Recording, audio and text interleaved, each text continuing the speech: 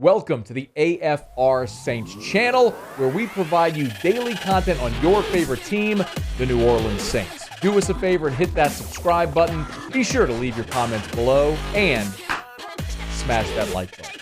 Who dat?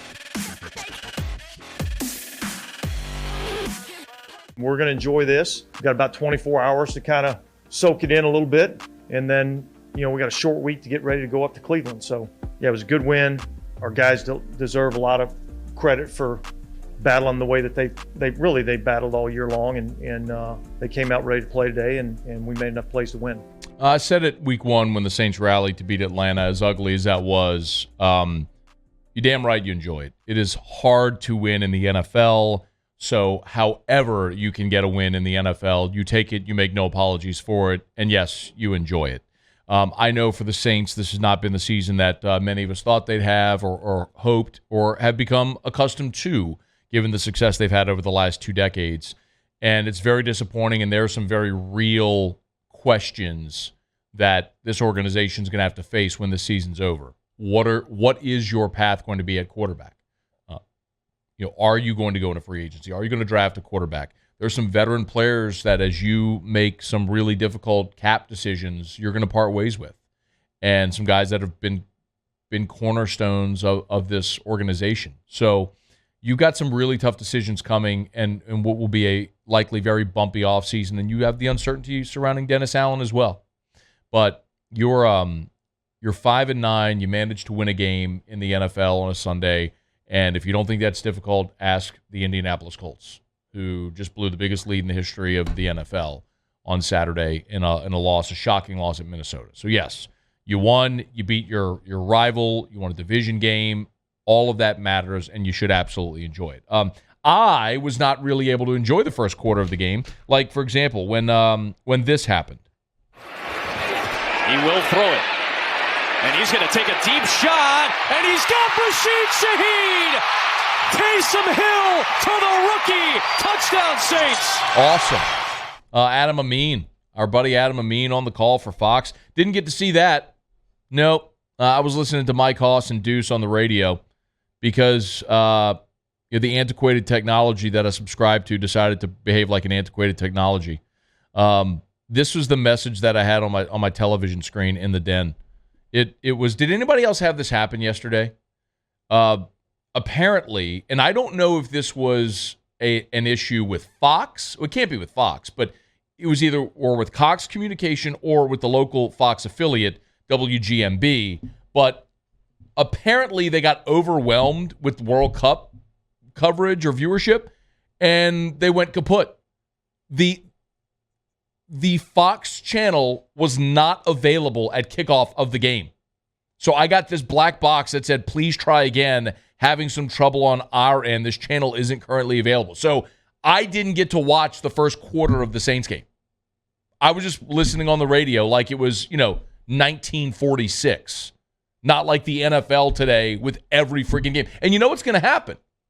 And a lot of you did message me on Twitter and said, Matt, cable? Really? Cable? I get it. Yes. You'll have to take that up with Mrs. Scone because she is the one who has married herself to antiquated technology and continues to overpay for said antiquated technology every single month, despite my many requests that we cut the cord. But no, we got cable, and for that reason, did this happen to anybody else? Anybody else? Paul, do you have cable or are you a cord cutter? We have cable. Do you have Cox? Yeah.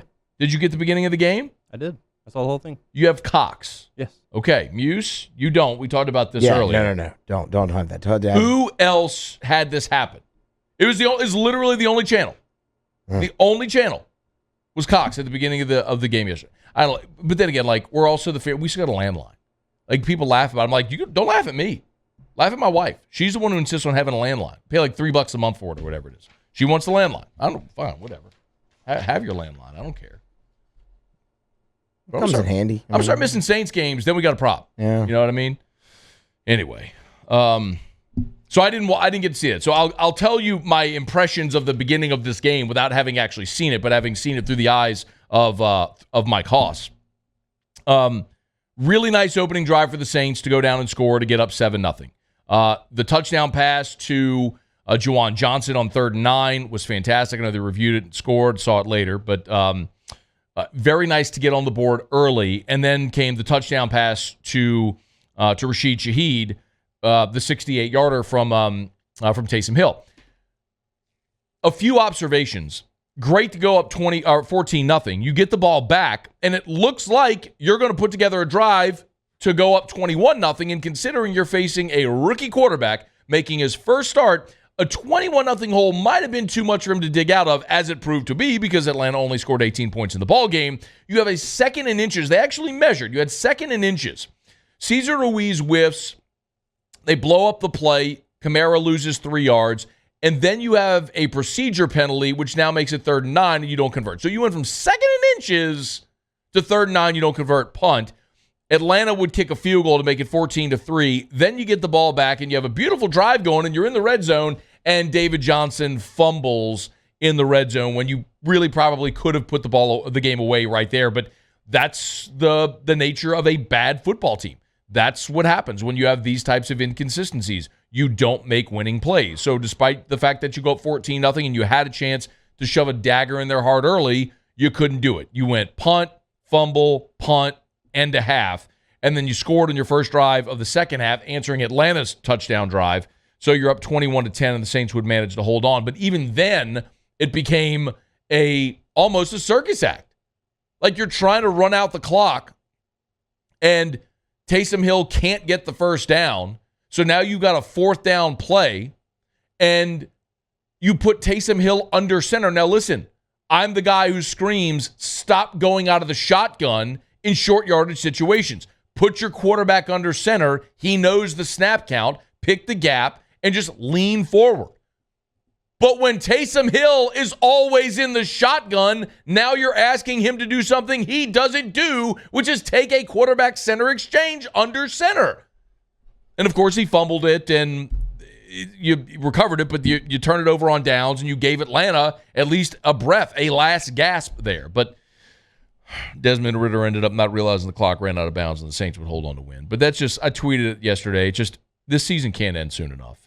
Every Sunday is just an exercise in futility. They're a bad football team that they're poorly led. They don't make winning plays, and it's just a shame. So, I'm glad they won. I'll never cheer for my team to lose. I mean, it would take an ice cube in hell type scenario. That probably doesn't make any sense.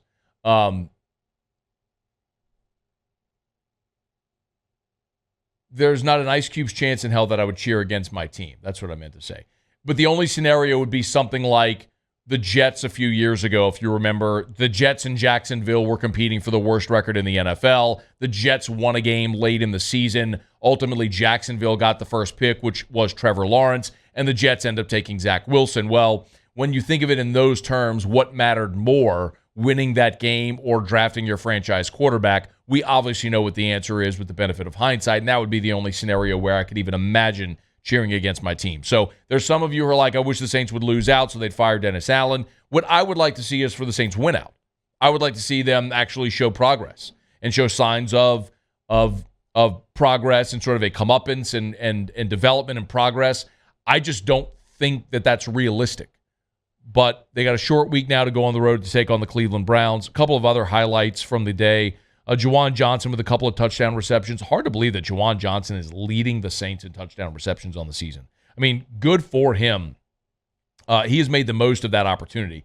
And the Saints' tight end spot, just as long as Sean Payton, now Pete Carmichael, we're here calling plays, it matters tremendously. I mean, if you want to go back to Shockey, and we could talk about Jimmy Graham, of course, and they tried to find it with Kobe Fleener and Jared Cook. I mean, they've searched for this guy. And they drafted Adam Troutman in round 3, and we're all hopeful he could be the guy, and he hasn't been. But Juwan Johnson's emergence has been awesome. 4 catches for a career-high 67 yards, a couple of touchdowns. He leads the Saints in receiving touchdowns, and he very well could be that guy who's one of the pieces they used to build around because he's on an affordable rookie deal as an undrafted guy. So that's what the Saints are going to need. They're going to need Juwan Johnson and Caden Ellis and guys like these who are going to be affordable to play above their contracts. It's the only way you're going to get back to respectability without a complete teardown. So Nice to see that day for Juwan Johnson.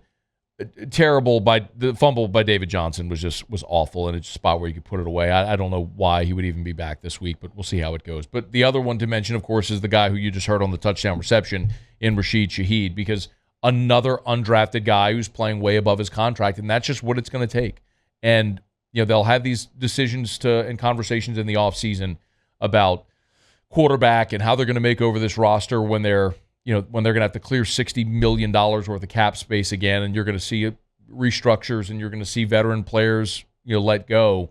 You're going to need guys like this to play big time. And Rashid Shaheed and Juwan Johnson and Caden Ellis are examples of guys who have continued to do that. Kentavious Street had a very nice day yesterday as well, had 1.5 sacks. So those are the guys that you're going to have to keep an eye on and hope that they continue to produce at a very high level. And a lot to prove maybe here over these next 3 weeks. Saints win. They're 5-9 on the season. They do mathematically have a possibility to make the postseason. It's going to take them winning out. There is a scenario where if the Saints lose one game, they could still make it at 7-10. But the likelihood of what would have to happen for the Saints to make the playoffs at 7-10. Cat Terrell had a really nice write-up at ESPN.com for the scenario. So here's what would have to happen for the Saints to make it at 7-10. But one of the caveat is one of the wins would have to be Carolina, obviously, because if Carolina wins out, they're in. So if the Saints lose another game, the Saints could make the playoffs at 7-10. They would need the Bucs to lose out. The Panthers would have to lose to the Lions and, of course, to the Saints.